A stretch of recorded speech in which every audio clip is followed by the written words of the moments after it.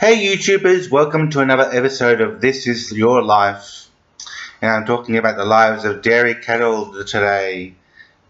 If you want to read about dairy cattle, here's your book, The Life of the Dairy Cow, brought to you by the Animal Protection Institute, Voiceless. Why? Because the animals themselves don't have a voice, and that's why we need to express their feelings for them. I'm going to talk today about my vegetarian and vegan experiences and why I'm a vegetarian and why I've decided to change to become a vegan as soon as possible. I love animals. I love living on this earth with so many different species of animal, and I believe that caring for them is one of the responsibilities of being a human being. I think that animals are beautiful things and that they need the right environment to survive and to thrive. If there are too many animals, it impinges on everybody's well-being. The world has 9 or 10 billion people at the moment, probably as many as that, and we can do with a few less people who want to reproduce so that the world doesn't get overpopulated too quickly. And animals, well, there are almost 2 million cows in Australia alone in the dairy industry, and these produce a lot of milk for everybody. Per capita, the amount of milk that people drink is about 100 litres every year, and also 13 kilograms of cheese every year per Australian. The consumption of these and other dairy products comes at a huge cost to the welfare of Australia's dairy herd. So, what can we do? We care about the environment, we care about animals, we care about our own health. These three very important reasons contribute to our decision to become vegetarian and after that to become vegan. Why? Because the only way to create a great environment and to love other people is to do what follow your heart and to do what is right for the planet. So that's why I'm trying to teach you to do things which are good for the planet and good for yourself. So I've been a vegetarian for 20 years. Having said that, I do feel that my body weight is a little bit more than it should be. I weigh over 100 kilos, and I stick to a very strong vegetarian diet. Most vegetarians are very slim and good looking. I'm the exception rather than the rule. And if I wasn't vegetarian, I'd be twice as large as I am now. And I know a lot of people who eat meat, for example, are really, really huge. Now, there are some very strong vegetarians, so if you worry about being weak, you shouldn't, because vegetarians get all their sources of protein from vegetables, especially green leafy vegetables, and beans, peas and legumes. And there are very strong vegetarians these days, very strong vegans who lift weights and become heavyweight champions of the world.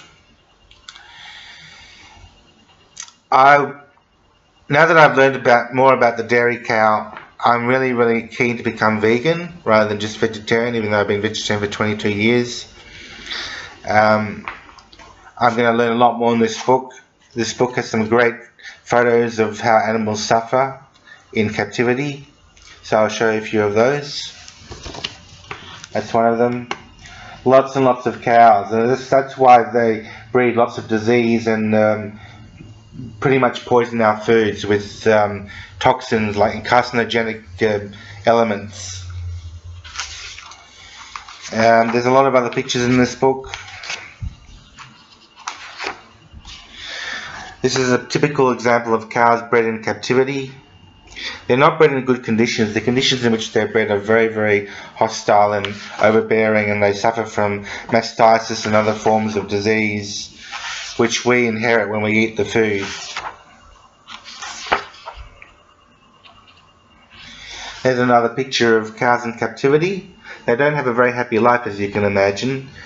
and the life that they lead is pretty short and pretty terrible, just for the sake of human consumption.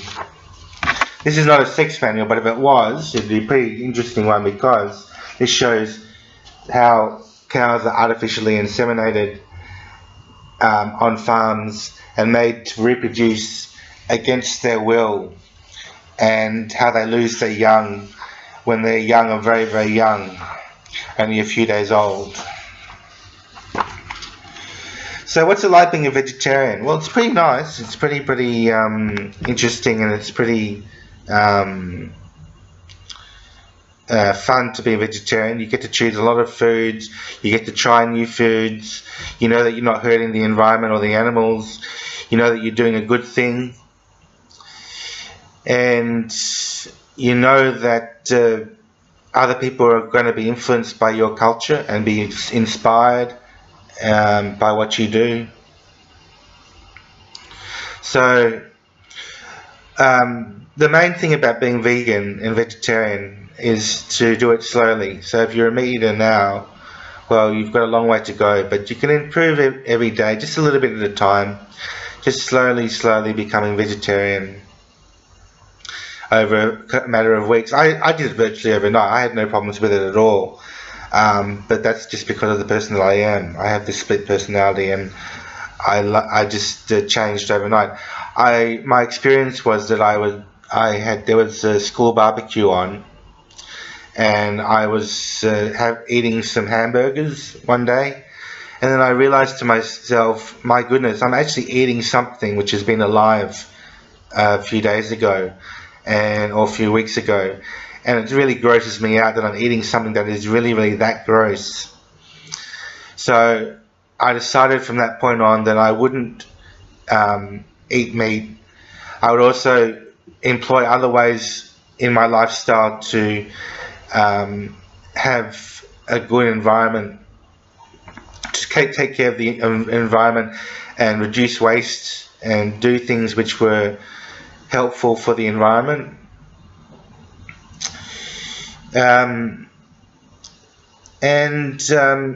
So overnight I became a vegetarian. I was pretty happy about that, and my whole lifestyle changed. I entered a whole new world of imaginings and speculation about how the world would be like and how much better it would be in the future if only people would become good and make the right decision to become vegetarian and then vegan. So what do I eat?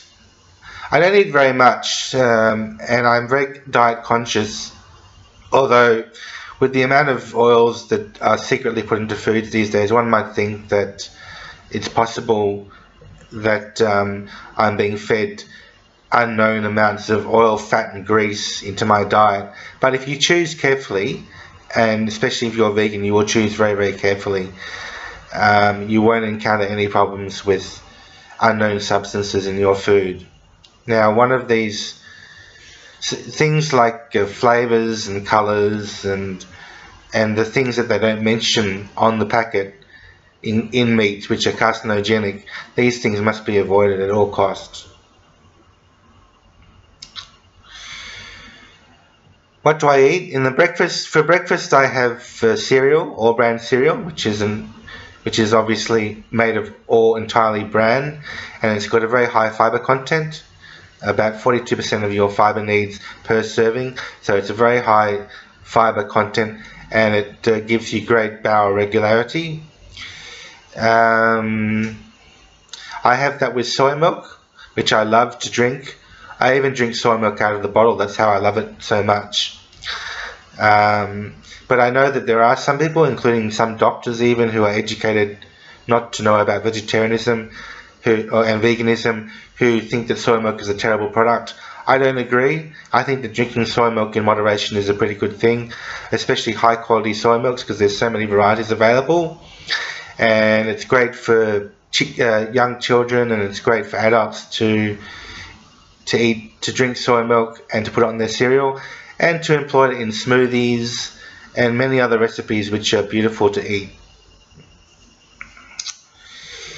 For breakfast I also sometimes have a salad roll or a salad bun. It involves shredding carrot, shredding out some lettuce, having some onion, some red onion, sorry, tomato, zucchini, that sort of Lebanese cucumber, all these beautiful vegetables, and put them into your salad bun.